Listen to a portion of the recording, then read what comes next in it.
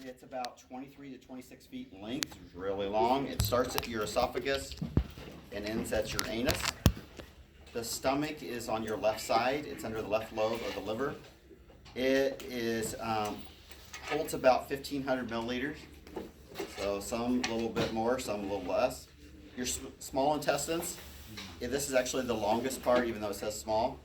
It's about 2/3 of your intestine. It's about 230 feet of surface area, and this is where it will absorb the nutrients from your food and drink. Then, I don't know why it's not on here, fell off, is your large intestines. Or the large bowel. It's about 5 foot long. This also absorbs the water from waste, and it creates the stool. So your digestive system, it will digest food, so it breaks down food into the molecular form. It absorbs nutrients into the bloodstream, and elimination of waste and unabsorbed food. Your stomach stores and secretes fluid. You have hydrochloric acid. This will help break down food into more absorbable components. And it also has a low pH, which destroys ingested bacteria. So when you drop food at home and no one's looking, it's like the 5-second rule or whatever. That's why you don't get sick, because your acid will destroy the bacteria from the floor. Also, there's huge amounts of bacteria in all the food that we eat. So the pH is really low. It's like 1.3.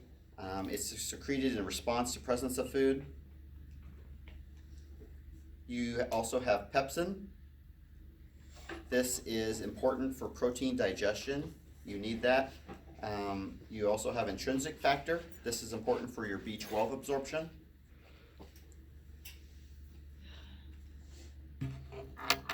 Absence of the intrinsic factor, B12 cannot be absorbed. So there are disorders where people don't make the intrinsic factor and they have trouble with absorbing their B12. Your accessory organs, the pancreas, produces enzymes. These are the 3 digestive enzymes. They're important to know. Trypsin digests protein, amylase digests starch, and lipase is for fats. Your liver is where bile is stored. It's secreted by the liver. Bile is secreted by the liver, but it's stored in the gallbladder. Gallbladder has the bile. It aids in emulsifying fats, which just means it makes them easier to absorb.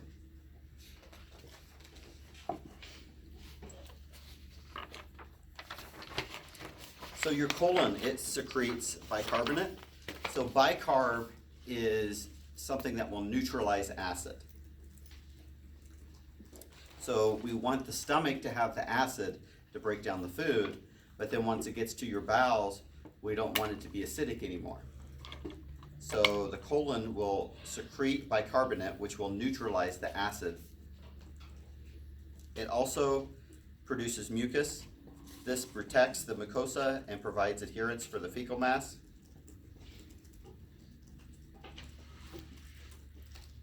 It's a really slow system.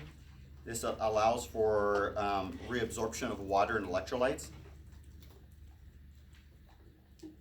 It reaches your rectum in about 12 hours, generally. Sometimes it can be faster if you're eating something that's upsetting to your stomach. Fecal matter, it's about 75% fluid and 25% waste. It's largely unaffected by alterations in diet. And the reason why it's brown is because of the breakdown of the bile by intestinal bacteria, and it will turn it brown. So if you eat something blue and it's... So with dye, sometimes it will change it, yes. So it won't, is it because it can't break down the dye? I don't know why, but yeah, if you eat blue icing, something's going to be a different color later. I'll just tell you that. Is it green too? Yes, green. Mm-hmm. So older adults, they have a increase in GI disorders. and functions and motility.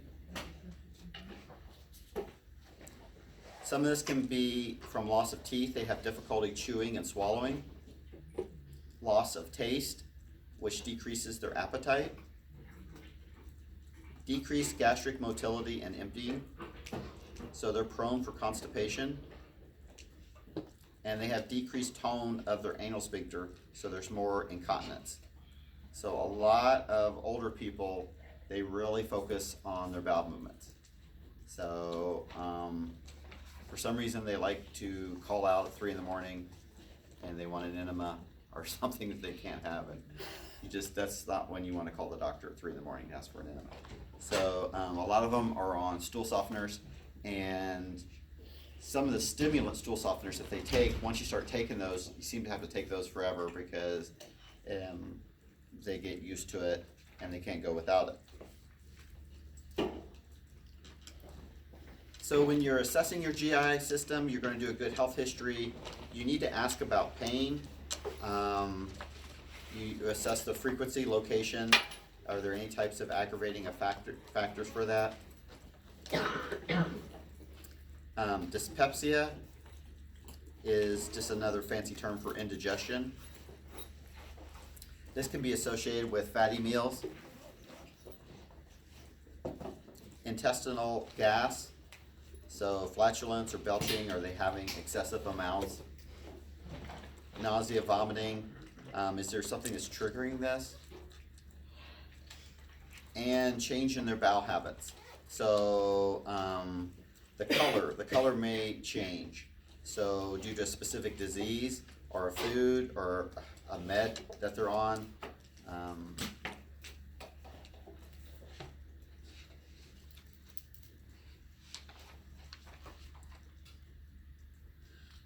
I put in Bismuth. Bismuth, does anyone know what that is? Pepto-Bismol. That is like the cure-all. When I was younger, my grandmother would give me Pepto-Bismol for anything. So, and it actually works with a lot of stuff. But it will cause your stools to turn black and turn dark. So when you see black stools, you should think of something. What is that? Blood. So they're bleeding. So, but you also need to do a good history and ask them, have you recently taken Pepto-Bismol, or what other thing changes their stool black? Iron. Iron, good. So a lot of older people are on iron because they're anemic. So the iron will cause their stool to look black. But generally, if you have black stools, that could indicate bleeding. And a lot of older people are GI bleeds. They take medications chronically for their arthritis. It irritates the stomach lining. They start bleeding, and they will be anemic.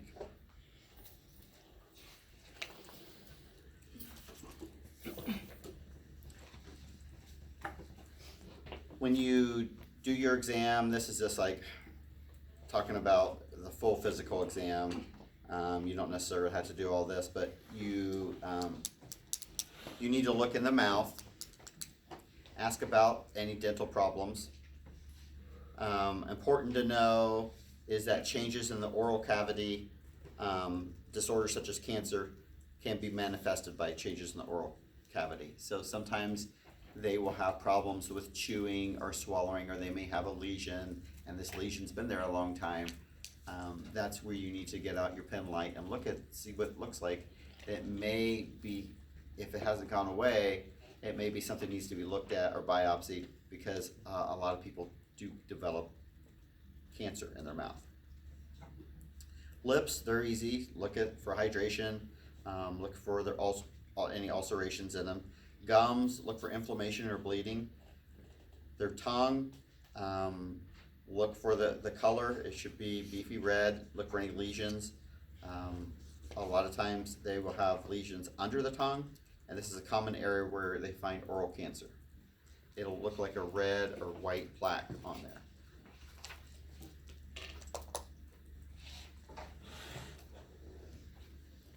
Your pharynx, this is where you will have them take a deep breath.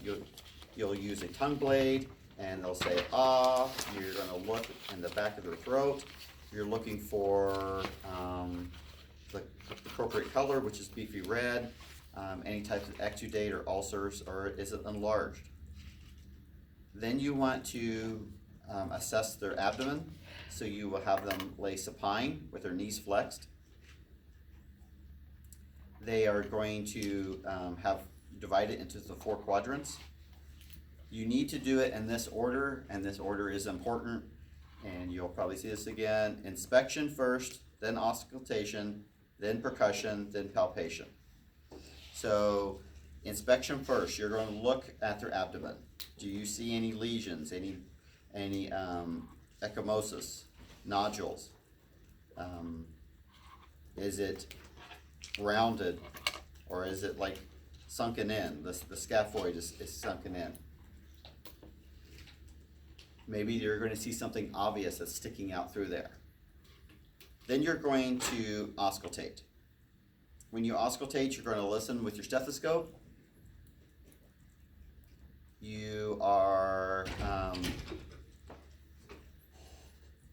listening for the sounds. So a normal sound is about every 5 to 20 seconds. If you're just not hearing it, it could be hypoactive, and that's sound about every 2 minutes, but that's a long time to listen. So usually what I do is, if I don't hear it for like maybe 30 to 45 seconds, then or I hear one in there, then I'm just going to go with hypoactive. They really hyperactive is like every 5 to 6 seconds, and absence is 3 to 5 minutes per quadrant. So after 20 minutes of listening to their stomach, you could say that, and they're going to be like, "Get away from me."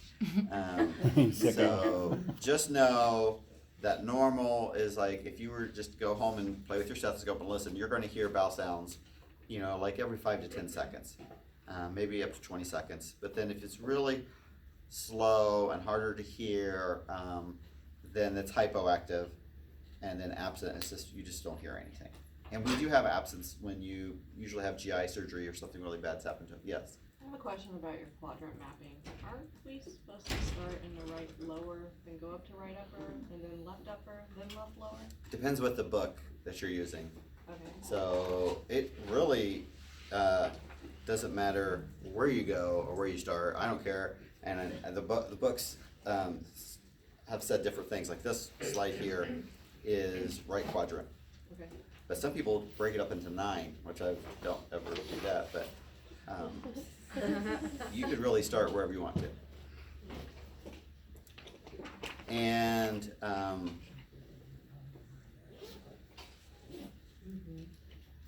want you to know the term Borborygmus. I can't even say it because we don't ever use it. But they thought that was important, and you might need to know that term. So this is a normal sound. So it's just basically another name for bowel sounds. So if you hear that medical term, and What is it? you What would is it know again? that that's just basically It's the board. It's right here. Oh, okay. it's just the basically the sound of things going through the intestines. It's a normal sound. So Oh, just okay. it is normal. The next step 3, is percussion. And this is where you can percuss.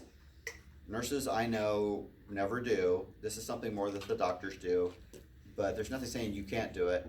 It's really it takes a while to do it appropriately, this technique, but it's important that you know that you always inspect first, then you listen, then you percuss, and you palpate last.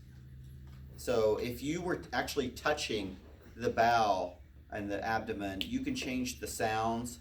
So when you went to auscultate, say that they weren't having many bowel sounds, but you go pushing that air around, you may cause the bowel sound, and they don't really have it. That's why you always want to look first, then auscultate, percuss, and palpate last. So when you're palpating, you are actually pushing in, like maybe if you see like where there's a raised area or sunken in area and you're pushing in, do they have pain? So we're feeling for any type of masses or pulsating. You shouldn't feel pulsating. If they have pulsating, there might be a problem with like an aneurysm or something. So sometimes you can feel that.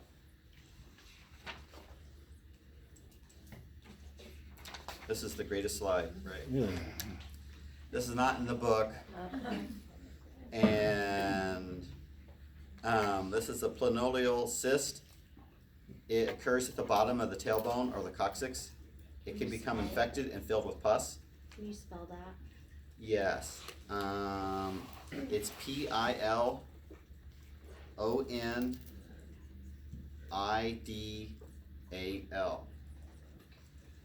Thank you. And then once it's infected and filled with infection, then it becomes an abscess. It looks like a large pimple at the bottom of the tailbone, just above the crack of the buttocks. It's more common in men than women, and it usually happens in young people. So isn't that nice? The always last in 2 that years, spot? what's that? It's always in that spot. Yes. So they thought that that's like once we had a tail, and that's like the area of where that was. But the last 2 years, I've had someone in the class say that their boyfriend or their husband had this and had to have surgery for it. How does that even develop? So it just starts to get infected. And what they will do is, it's basically an infected hair, but if it doesn't heal on its own, then you have to go in for surgery, and they will do an incision and drainage and pack it. And there you go. It's real attractive. You have that. So these are like the worst things. Like you get something like that, you know, like you don't even want to tell your, you know, your spouse or your partner here that you've got this going on. Have you ever seen one? And I've never seen one, but I just thought it was amazing that people were like, "Yeah, my boyfriend just had surgery for that last week." It was in this group, in not this group, but a group similar to this. Some of So, those you can pack like a whole roll of Curlex in. That's how big yes, they are. get really big, especially if they wait, because they're embarrassed and the infection's getting bigger and bigger. That's what my brother had it, and I ended up taking him to the emergency room for it, but he didn't want to say what was going on and everything. Right? Yeah. I mean, we're like, there's just a problem back there. I can't tell you. So, did they do an IND? Yeah. And it just healed up. He's okay. Yeah. So it is common. So, any of you are at risk tonight if you start feeling something back there. Stop. Remember this. Remember this picture right here. Oh, Okay. that's nasty. All right. Now we're moving to better things. Oh. So the first one is a hemorrhoid, and we're going to address this later. But they're kind of disturbing. Like the first time you see this on a person, and you're like, "Oh, holy smokes!" You know what's going on with that. So, and also, if older people have a lot of external hemorrhoids, and it may look like this, and and they bleed, they're inflamed. Worst of all, if you have to do a suppository, you're like, okay, where is it? Okay? Because it may be here, but it may be here. Oh, no. You have to find the hole. I've actually been with someone, and they're like trying to shove the suppository into an area that's not the hole. Okay, that doesn't work. So you have to do it, and it hurts them, and they're kind of embarrassed. But a lot of people, when they get like this big, they will, every time they have a bowel movement, it'll be like bright red. And then you're freaking out. You're like, oh my gosh, bright red, they're bleeding to death.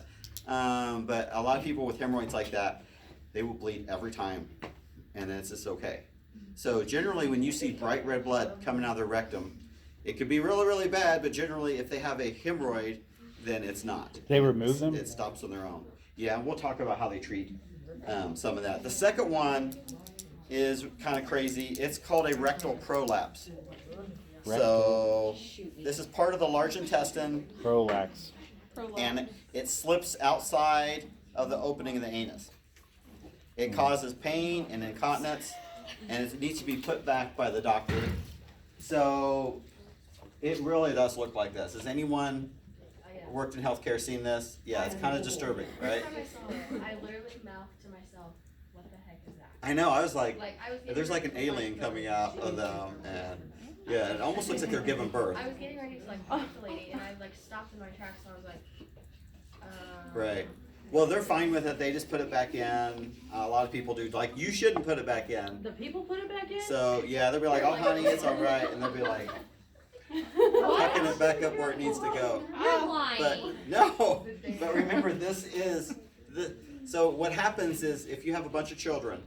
So any of you that have a whole lot of children, things get weak down there, and sometimes when you get older, every time you go, you'll be having some of that going on. So, but you shouldn't put it back because it's highly vascular.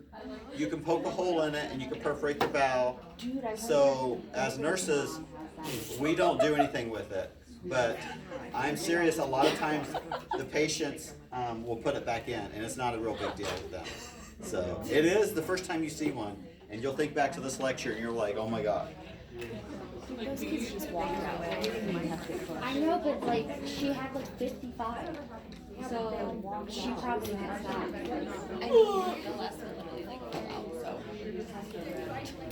So there's a lot of different tests. Like if they have GI symptoms, they are going to have a test. We order lots of studies. These help rule out various disease states. And a lot of these tests are outpatient. They require a lot of preparation. And if they're not prepped when they come in, they can't do the test. So basically the preparation is cleaning them out. So they're visualizing the bowel, and if the bowel is full of food and fecal matter, then they can't do that. There's also blood tests that we're going to talk about, stool tests, breast tests, and ultrasound. So they might start with if checking your CBC. A CBC is going to tell us if they're anemic, and a lot of our patients with GI issues are anemic because they're slowly leaking out blood. GI bleeding is the most frequent cause of anemia in adults. We see it all the time. Some of the other ones, the metabolic profile, it just was going to talk a lot about, show us electrolytes. The PT and APTT is how thin their blood is. So a lot of our older people, they are on blood thinners. So they're at risk of bleeding. Triglycerides is just fats. The liver enzymes, they'll be elevated with liver disorders. There are a few blood tests that you can do that suggest cancer. So they start with if you see a blood test with CEA or CA in it, then it will suggest cancer. And there's a CA19. There's different numbers for different ones. They're tumor markers. The CA19 is pancreatic cancer, and I actually had a patient last year. He was having all types of abdominal issues. They can't figure it out what it was. They did run a CA19 and it was positive, and then they worked up and he did have pancreatic cancer. So, but there is a high degree of false positives. So it'd be terrible to have a test like that done and then you see it's positive. But it's kind of, it suggests, it's not certain that you have that. Stool tests. So we do lots of stool tests in the hospital. So we will check your stool. A lot of them that we look for is C. diff, fecal leukocytes, blood or parasites. These stool tests, like they don't just order one, they'll order like 6 or 7. And there's different containers and you have to send them in a different container. Some of them have liquid in them, and some of them are weird, like you open up the container and it has a spoon attached to it, and you have to like scoop it in till you get to a certain line, and then you have to shake it up.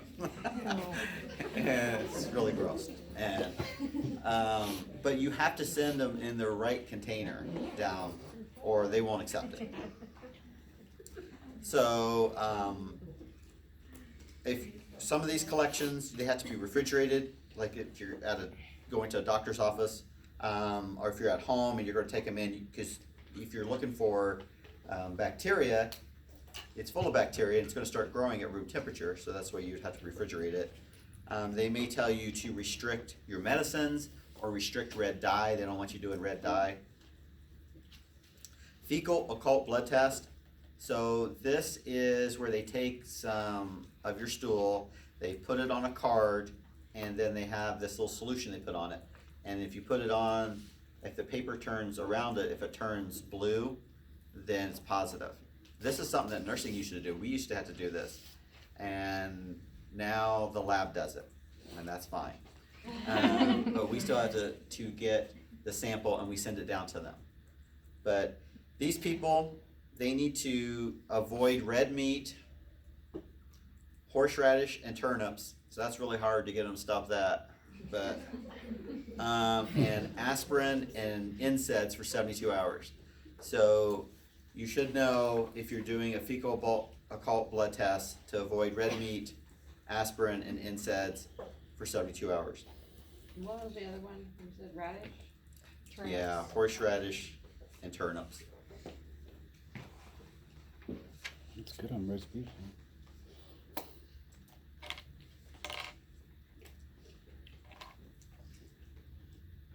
Breath test. H. pylori is a bacteria that causes peptic ulcers. It also causes all types of abdominal pain. If someone's infected with the H. pylori bacteria, you treat them with Pepto-Bismol, Carafate, Prilosec, and Zantac. Do you not treat with antibiotics anymore? Yes, we do, but that's on another slide, I believe. Okay. I know I have that on here. If not, bring that back up at the end. That's not the same thing as the bad breath, whatever, is it? The Helicobacter pylori? Oh, that's halitosis, excuse me. It probably goes with it, but but a lot of people have this bacteria and they don't even know it, and they will it will cause all types of problems, and they will do a test where you'll go to the lab and then you'll breathe into a machine. But some of the doctor's offices, they used to just have you like blow into a special type of balloon, and then they would take that and take it to the machine, and then they would analyze the gas. So as the bacteria is eroding, it produces a gas, and then your body would exhale that, and then they could pick it up in the test. So it's very common. Has anyone ever had H. pylori? My No. son had it. Yeah, my wife was having some GI issues, and she got scoped, and then during that they did a test and they found that she had it. So, and then one of the nursing instructors up here was having GI problems for like weeks and weeks, and it was the day we did this lecture, and I was like, I bet you have H. pylori. I was just joking, and she called the doctor, and they did the test, and it was positive, and that's what it was. So, I mean, it's like, you see this, so. Where does it come from? It's a bacteria, and a lot of it's found in soil. So like, just, you touch soil, then you like touch your face, and you also ingest it through food. So it's all over the place. We also do a lot of abdominal ultrasound tests. Ultrasound's real easy. It's just non-invasive, high-frequency sound waves. We use this to see the gallbladder and the pancreas. They can diagnose appendicitis, diverticulitis. You can also see ovarian cysts or an ectopic pregnancy. So, why would it be important to see the ovaries? If there's a cyst, it could push the GI. That's right. If you have an ovarian cyst, which is very common, a lot of you probably even had ovarian cysts, it can sometimes mimic abdominal pain. So this is why they'll start looking at things to rule that out. An upper GI study. So with an upper GI, they are going to use a scope and they are going to use liquid barium to see the structures. So they're not using the scope, sorry, they're using fluoroscopy. So they're gonna have you drink a bunch of barium. Barium is just a liquid metal. And then they're basically going to be taking x-rays through to see the different structures. They can see ulcers, they can see varices. Varices are a significant source of bleeding. So I want you to know about people with varices. Alcoholics tend to get esophageal varices. So when you have cirrhosis of the liver has really high pressure, so it's hard to get the blood through the liver. So the blood vessels actually engorge and they get large. And you actually have blood vessels in your esophagus, and they're really teeny and they never cause a problem. But when you have cirrhosis and those blood vessels start backing up, they get huge. I mean, they get massive. Sometimes they're almost the size of half of their esophagus. And then they eat potato chips or something hard, and it nicks that vessel in their esophagus. Well, they start bleeding, and they bleed bad. And I've been on multiple codes where people's varices have ruptured. One, in fact, we were trying to put an NG tube down so that we could ice the varice. Like, we were going to put cold water through the tube to try to get the varice to get smaller. And actually, we poked it and we made it bleed more, and it came up so fast. I mean, it was just like a garden hose. The blood just came up and out, and there's not much you can do. So we even had a patient in my unit about a month or so ago, and he started bleeding really, really bad. And it turned out it was esophageal varice, and he had a history of cirrhosis. So a varice is just a blood vessel that starts to get really engorged, and it gets massive, and it's in an area that it should not be. You don't want a blood vessel sticking out in your esophagus. But with this upper GI, they can look for these. They can look for ulcers and tumors, all types of stuff. They can check the motility so that they can see how things are moving. Sometimes they'll do a set of films, then they'll take a break, and then they have you come back and do another set of films. So depending on how long it takes for the barium to move through the system. Your job is, if you have someone going for an upper GI, they need to do clear liquids the day before. They're